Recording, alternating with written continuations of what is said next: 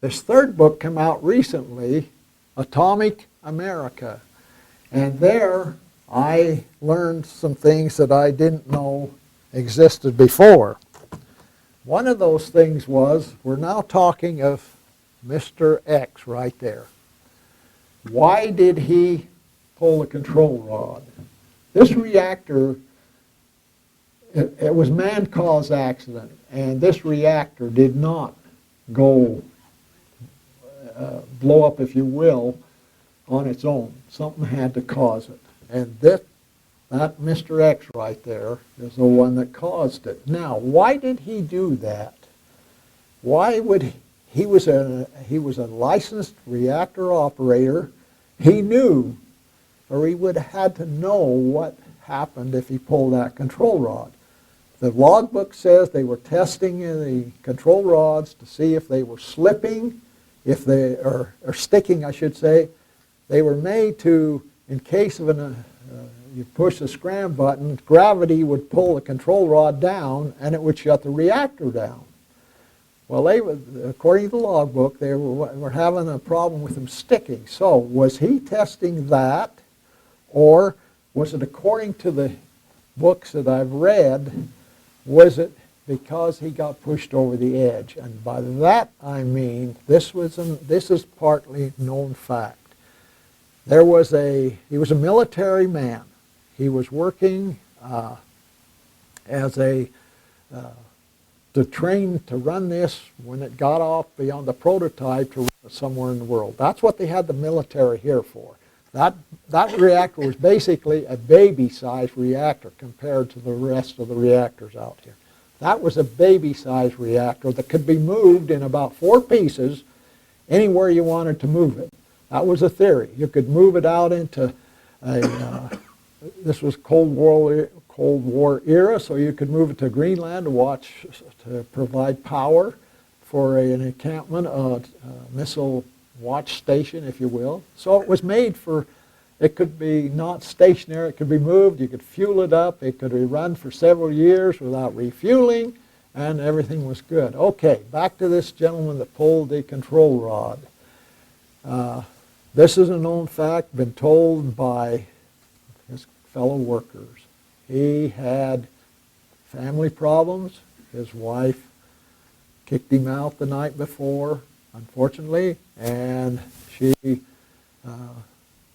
told him not to come back. He spent the night at a buddy's house, and then the next day he went out to the site and went to work. According to this Atomic America book, at about 6 o'clock that night, the lady called him up and said, "We're through, you're out of here, blah, blah, blah, blah, blah." And so he had that on his mind. Now, one other thing, this gentleman, not that one, let's back up one. That other gentleman that's right here, he's the one that got the promotion. So is there a rival between the two? Who knows? But the man that pulled the control rod had to know what he was doing to do that. Now, when he pulled the control rod, and this explosion happened, that vessel, that core, jumped up 9 feet and then settled back down. Okay, so you can imagine how the impact of that thing, how big that impact was, and it was a steam explosion. Instantly, millionth of a second, now we had a steam explosion, and that blew this thing up. Now, if this gentleman here, and I'm not there, if that gentleman there was on top of the reactor, he got thrown over into one of those concrete blocks. And when they eventually went in and got him, according to what I understand, he was so messed up they hardly could recognize him, if they did at all, for a little while. He was just wham, and that was it. So that was it. Now, the one up in the overhead, he's up there hanging, just kind of hanging around, you know, just hanging around. And that's why we didn't see him. Well, how did they get him out of there? They eventually took and opened up right over there was a freight door. And they eventually opened up that freight door. They took a crane and put a stretcher on the crane, and then they moved that in, and then they dislodged him from the overhead. He dropped down on the stretcher. They pulled it out, took it out into the yard where the radiation background level was lower, and they took care of him then. So that's how they get the third guy out of there. The level was too high to do anything else like that. As you see here, I've been told the radiation level up there was about 6,000 R per hour. Now, you don't mess around in there. And during cleanup, you'd only work in there 15, 20 seconds. Correct, sir? Yeah, there he is. He knows all about that. And then you got out, and another guy came in. After this happened, we were told, you don't go back in there anymore.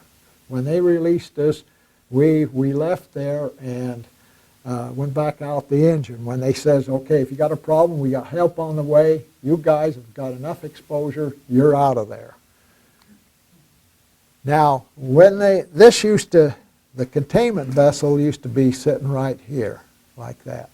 It's gone now. This is the door that they brought the victims out of, the two victims out of, right there. They backed the ambulance up there and put the one patient in the ambulance. And here's the ambulance right here. It was a brand new Pontiac ambulance. We'd had it about 3 months.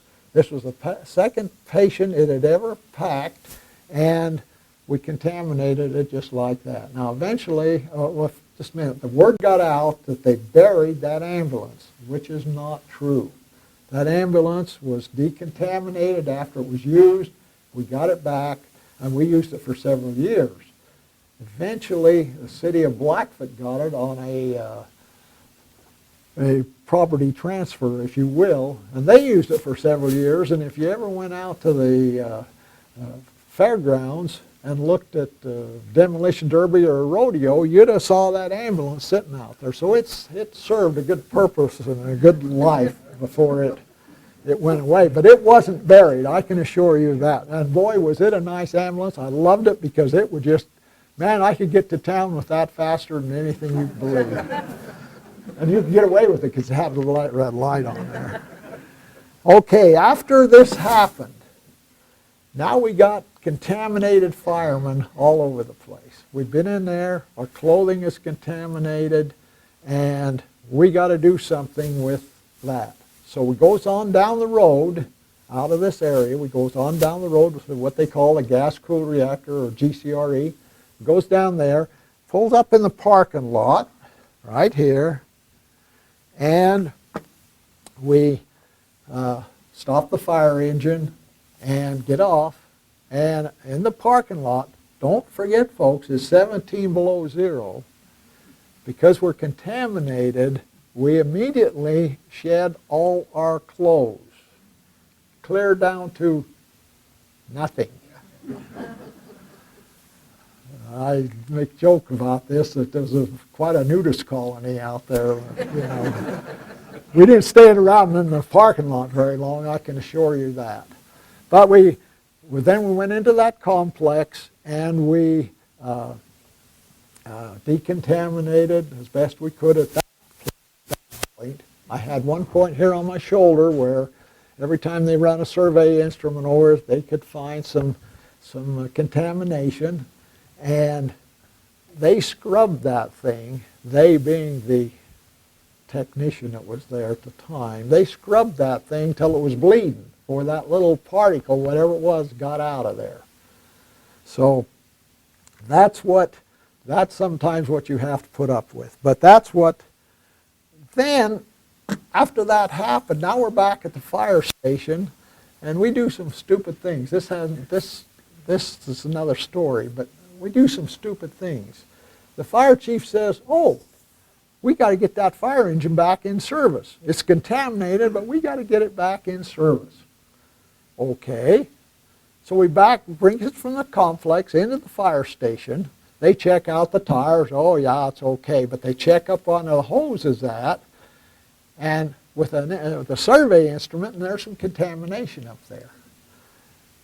We can take care of that. So I'm not trying to ridicule my fire department, but they get out the shop vac, and guess what now happens? It sucks it in here, blows